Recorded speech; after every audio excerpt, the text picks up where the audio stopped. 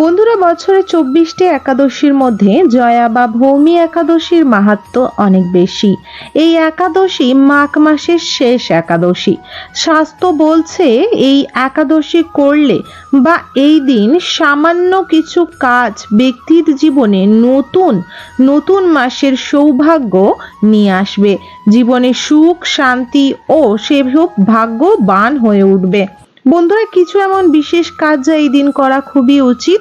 এর ফলে আপনার সংসারের উপর সুখ শান্তির ছায়া থাকবে। মা লক্ষ্মী ও নারায়ণ, মা দেবী তুলসীর বিশেষ আশীর্বাদ কৃপা দৃষ্টি আপনার গৃহ স্থলে পড়বে। এর ফলে ঘরে সুখ শান্তি বাড়বে এবং যে ঘরে সুখ শান্তি থাকবে, মা লক্ষ্মীর অশেষ কৃপা থাকবে, সেই ঘরে কোনো রকমের দুর্ভাগ্য আসবে না। সাথে এই দিন ভুল করেও দান করবেন না এই 5টি জিনিস। যদি ভুল করে এই 5টি জিনিস দান করে দেন তাহলে জীবনে অর্থনৈতিক কষ্ট দেখতে পাওয়া হবে এবং সাথে অর্থ আসার পথ বন্ধ হয়ে যাবে। জীবনে দুঃখ, কষ্ট, দারিদ্রতা লেগে থাকবে। সাথে নেগেটিভ প্রভাব ও অলক্ষ্যের ছায়া ঘরে পড়ে থাকবে। সাথে উন্নতির পথে বাধা পড়বে। কিন্তু এই দিন যদি আপনারা এই কিছু উপায় টোটকাও এই দিনে এই কার্যগুলি করে নেন তাহলে জীবনে সাকসেসই সাকসেস। জীবন আয়, উন্নতি এবং জীবনে চলার পথে সাকসেস অর্জন করবেন সেই ব্যক্তি। বন্ধুরা, এই দিন বিশেষ করে শুরু হয়ে যাচ্ছে শুক্রবার 7/2/2025 রাত 9:26 থেকে।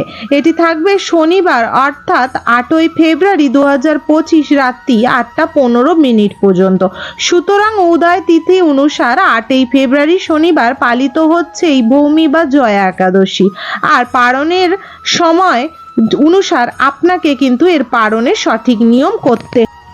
বন্ধুরা, এর পালনের সময় হচ্ছে আর তারিখ হচ্ছে 9 ফেব্রুয়ারি রবিবার দিন করা হবে সকাল 9:12 থেকে 9:54 পর্যন্ত। এই দিনই মহাযোগ ও মহাসময়। যদি বন্ধুরা এই দিন আপনারা এই ফল ও ফুলটিও নিয়ে আসতে পারেন ঘরে, তাহলে এতেও ঘরে অনেক অনেক ভাগ্য খুলবে। কিন্তু তার আগে জেনে নেব কোন ওই 5টি জিনিস ভুল করেও এই দিন দান করবেন না। সর্বপ্রথম বন্ধুরা, সর্ষে তেল। শনিবার দিন সর্ষে তেল এমনিতেও ঘরে ক্রয় করে নিয়ে আসতে নেই এবং কাউকে দান করতে নেই। এছাড়া এই দিন রুটি ঘরের মধ্যে না তৈরি করা ভালো এবং রুটি তৈরি করে এই দিন কাউকে ঘর থেকে দানও করে দিতে নেই। সাথে এই দিন ঘরে লবণ অর্থাৎ নুন কাউকে ভুল করেও দান করবেন না। কিন্তু এই দিন যদি পারেন তাহলে অবশ্যই এই দিন রুটির মধ্যে সর্ষের তেল দিয়ে তৈরি করে আপনারা কালো কুকুরকে খাওয়াতে পারেন। এতে শনি গ্রহ মজবুত হবে, এতে আপনার শনির দশার হাত থেকে রেহাই পাবেন। নুন ভুল করেও এই দিন কাউকে দান দেবেন না বা ঘর থেকে কাউকে কোনো সময়ই দেবেন না। এতে মা লক্ষ্মী আপনার গৃহ ত্যাগ করেন এবং গৃহ থেকে চলে যান। সাথে এই দিন ভুল করেও দুধ বা দই কাউকে দেবেন না বন্ধুরা। হ্যাঁ বন্ধুরা, কিছু কিছু সামগ্রিক রয়েছে যা একদমই আপনার রান্নাঘর থেকে কাউকে কোনোদিনও বিশেষ কোনো তিথিতে দিতে নেই। সাথে এই দিন এলাচ ও লবঙ্গ কাউকে দেবেন না বন্ধুরা। এলাচ ও লবঙ্গ দিয়ে নানা রকম উপায় টোটকা ও নানা রকম বশীকরণ করা হয়ে থাকে। সাথে এলাচ ও লবঙ্গ কিন্তু বিশেষ ভাবে পূজা পাঠেও ব্যবহার করা হয়ে থাকে। এই দিন মা লক্ষ্মী ও বাবা নারায়ণকে পানের মধ্যে পানের বেরি এলাচ ও লবঙ্গ দিয়ে করে দেওয়া অতি ভালো। এতে ঘরে সুখ শান্তি বৃদ্ধি বাড়ে, সাথে সৌভাগ্য বাড়ে। এই দিন ভুল করেও ডাল বন্ধুরা কাউকে দান করবেন না এবং ডাল এই দিন ঘরের মধ্যে রান্নাও করবেন না। কোনো প্রকার ডাল রান্না করবেন না এবং কোনো প্রকার ডাল কাউকে এই সময় দান করবেন না।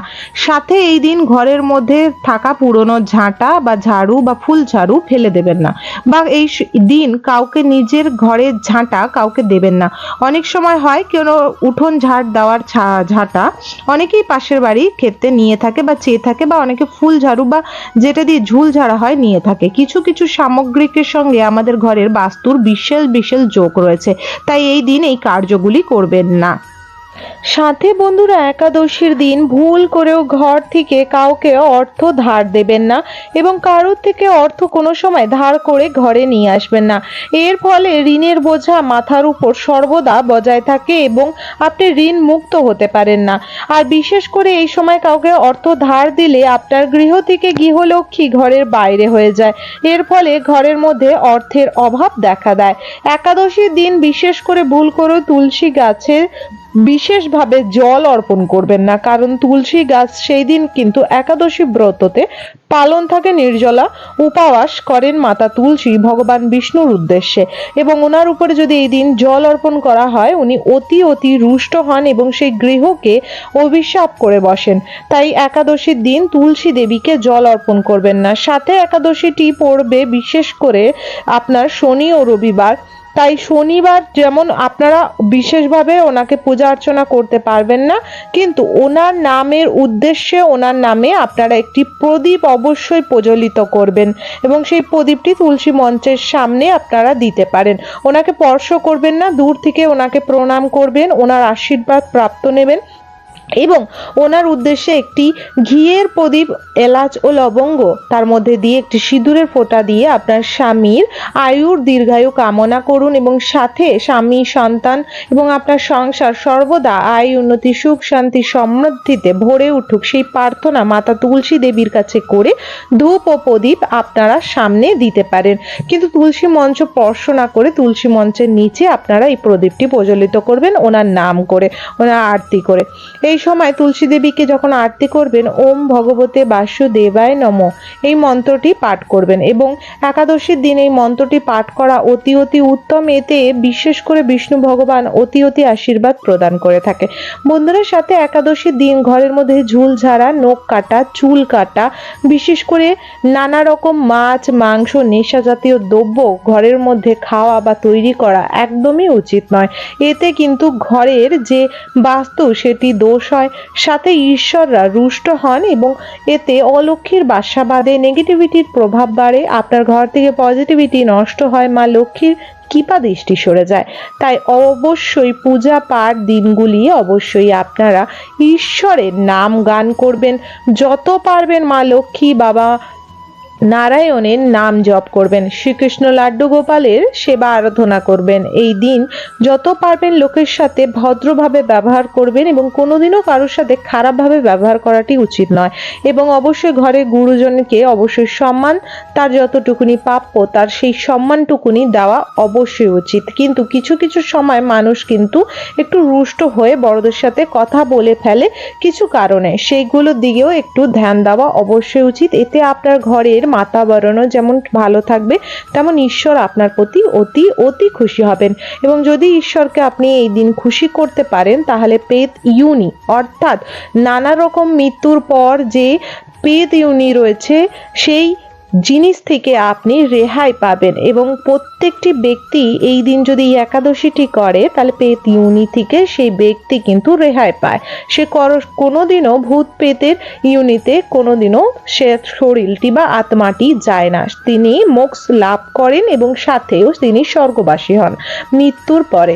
তাই অবশ্যই অবশ্যই এই খেয়ালটি রাখা উচিত প্রত্যেকটি ব্যক্তিকে। এই একাদশীর দিনে অবশ্যই মা লক্ষ্মীর সামনে মা লক্ষ্মীকে লাল চন্দন, সিঁদুর, লাল ফুল অর্পণ করে নিজের স্বামীর আয়ু অবশ্যই দীর্ঘায়ুর জন্য কামনা করা উচিত, তার জীবনে সুখ শান্তি আনার অবশ্যই প্রার্থনা করা উচিত। আশা করব বন্ধুরা আজকের ভিডিও তথ্যটি আপনাদের ভালো লেগেছে। যদি ভালো লেগে থাকে অবশ্যই অবশ্যই একটি লাইক করবেন, কমেন্ট বক্সে জয় মা দেবী লক্ষ্মীর জয়, জয় বাবা নারায়ণের জয় অবশ্যই লিখবেন। অবশ্যই অবশ্যই চ্যানেলটিকে সাবস্ক্রাইব করে রাখবেন আপকামিং পূজা পাঠ, তন্ত্রকথা, জ্যোতিষশাস্ত্র, বাস্তু টিপস, টোটকা উপায় দেখার জন্য। হরে কৃষ্ণ বন্ধুরা, রাধে রাধে।